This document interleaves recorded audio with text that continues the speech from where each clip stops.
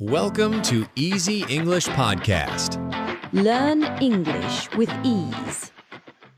Hello and welcome to our Easy English Convos. My name is George. And I'm Marlene. We are so happy you are joining us today. Today we have a very special episode. We are going to teach you 50 daily English phrases that native speakers use all the time. That's right. These phrases will help you sound more natural and confident when you speak English. We'll go slowly and explain everything. Are you ready? Excellent. Let's begin with greetings. Phrase number 1 is, how's it going? This is a friendly and common way to ask, how are you? For example, you can say to a friend, hey Mark, how's it going? Very useful. Okay, phrase number 2, what's up? This is very casual. It means hello or what are you doing? A common reply is not much. For example, hey, what's up? Not much, just relaxing. Perfect. Phrase number 3, how have you been? You use this when you haven't seen someone for a while. It means, how are you since I last saw you? For example, it's so good to see you. How have you been? Right. That leads us to phrase 4, long time no see. Exactly. This phrase means, I haven't seen you in a long time. You can say, John, long time no see. How have you been? Now for some replies. Phrase 5 is, can't complain. This is a positive way to say that things are going well in your life. If someone asks, how's it going? You can say, can't complain. Good one. Phrase 6, so far, so good. This means that a process or activity has been going well up to this point. For example, how is your new project? So far, so good. And to say goodbye, phrase 7, take care. This is a warm and friendly way to say goodbye. It's like saying, be well. For instance, see you tomorrow. Take care. And our last greeting phrase, number 8, catch you later. This is a casual way to say, see you later. You might say, I have to go now. Catch you later. Great job, everyone. Okay, let's do a quick recap of those 8 phrases. We learned, how's it going? What's up? How have you been? Long time no see. Can't complain. So far, so good. Take care and catch you later. Now, let's move on to phrases about daily activities. Phrase 9 is, I'm heading to. This just means I'm going to. For example, I'm heading to the supermarket. Do you need anything? Similar to that is phrase 10, I'm off to. Right. This means you are leaving to go somewhere. For example, okay, I'm off to work now. Bye. Phrase 11, what are you up to? This is another casual way to ask, what are you doing? You might text a friend, hey, what are you up to this weekend? Good one. Phrase 12, I'm just grabbing a bite. This means you are getting something to eat quickly. For instance, I can't talk long. I'm just grabbing a bite before my meeting. Phrase 13, I'm running errands. Errands are small jobs you need to do, like going to the bank or post office. So you could say, I'll be busy this afternoon. I'm running errands. A very useful phrase. Number 14, it's time to hit the sack. This is a fun, informal way to say it's time to go to bed. You might say, I'm so tired. It's time to hit the sack. Phrase 15, could you give me a hand? This means, can you help me?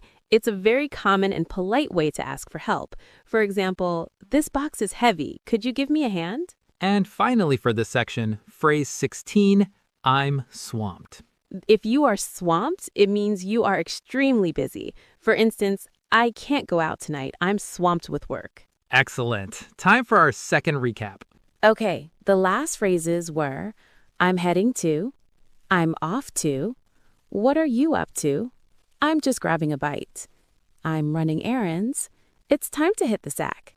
Could you give me a hand? And I'm swamped. Now let's practice speaking. Marlon, could you lead? Of course. Let's ask for help. Please repeat after me. Could you give me a hand? Great job. Now let's move on to sharing opinions and agreeing or disagreeing. Phrase 17, to be honest. You use this before giving your true opinion, especially if it's a little bit negative. For example, to be honest, I didn't like the movie very much. Phrase 18, in my opinion. This is a simple, direct way to state your view. In my opinion, we should wait before making a decision. Now for agreeing. Phrase 19, I see your point. This means I understand your idea or opinion. For example, I see your point, but I still think my idea is better. Phrase 20. Exactly. You say this when you completely agree with someone. So you think we need more time? Exactly. Phrase 21. That's a good point. This shows you think someone's idea is good and worth considering. For example, I didn't think of that. That's a good point. Phrase 22. I couldn't agree more. This is a very strong way of saying you completely agree. This is the best pizza I've ever had. I couldn't agree more. Now for disagreeing politely. Phrase 23. I'm not so sure about that. This is a gentle way to say you disagree. He is the best person for the job. I'm not so sure about that. Phrase 24. I see what you mean, but... You use this to show you understand before presenting a different view. I see what you mean, but I think there's another way to look at it. Phrase 25. Let's agree to disagree. This is what you say when you know you will not agree, so you decide to stop arguing. We have very different views on this. Let's just agree to disagree. And phrase 26. Fair enough. This means you accept someone's decision or opinion, even if you don't fully agree. I'm too tired to go out tonight. Fair enough. Let's stay in. Okay, time for another recap of those 10 phrases. They were, to be honest, in my opinion, I see your point, exactly, that's a good point, I couldn't agree more, I'm not so sure about that, I see what you mean, but let's agree to disagree, and fair enough. You're doing great. Now for some phrases about work and study. Phrase 27. Let's get down to business. This means let's start working seriously. It's often said at the beginning of a meeting. Okay, everyone, let's get down to business. Phrase 28. I'm working on... This is used to describe the task or project you are currently doing. For example, this week, I'm working on the quarterly report. Can I pick your brain? This is an informal way to ask someone for their ideas or expertise on a subject. You're an expert in marketing. Can I pick your brain for a minute? A very useful one. Phrase 30. I'll get back to you on that.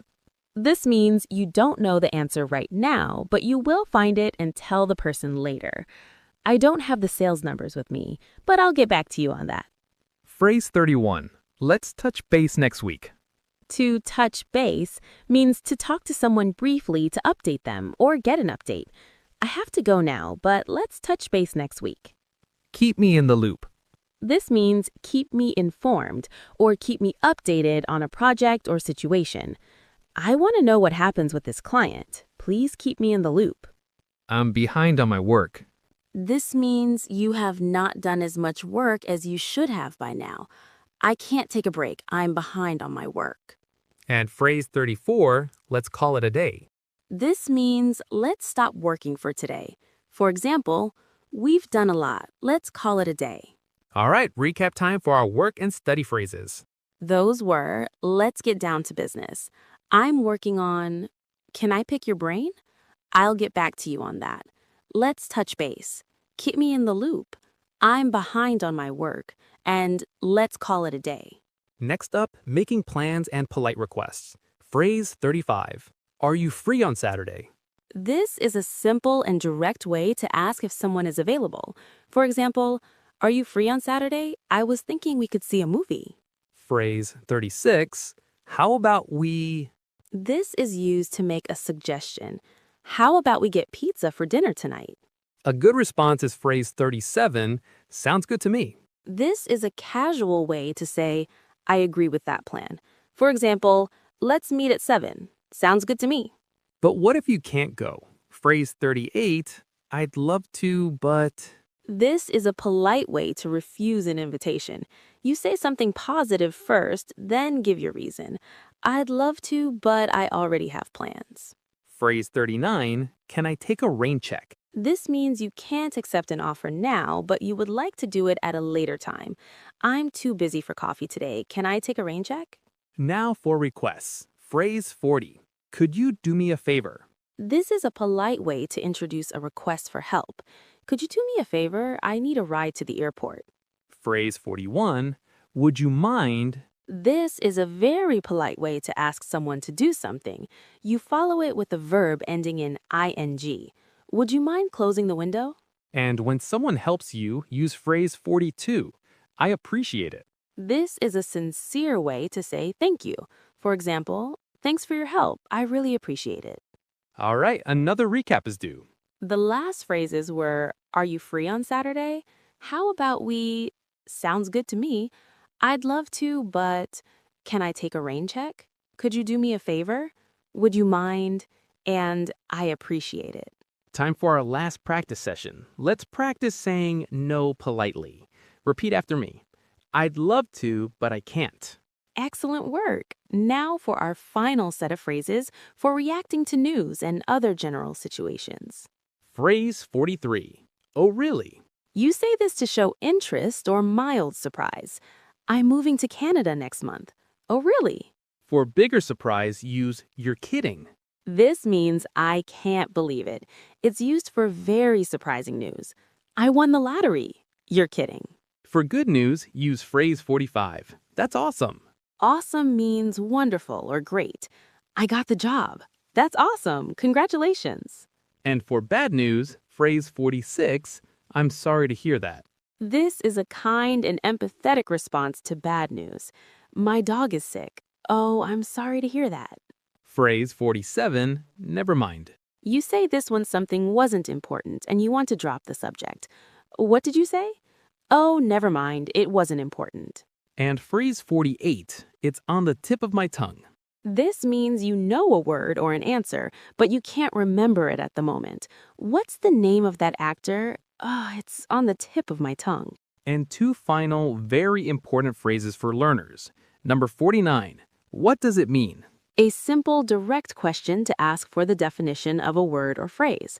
For example, you said you were swamped. What does it mean? And our last phrase, number 50, could you spell that for me? This is perfect for when you hear a new word but don't know how to write it. For example, my last name is Wojciechowski. Could you spell that for me? And that's it. We have covered 50 common daily English phrases. Wow, that was a lot of information, but we hope it was very helpful for you. Remember, the key is to practice.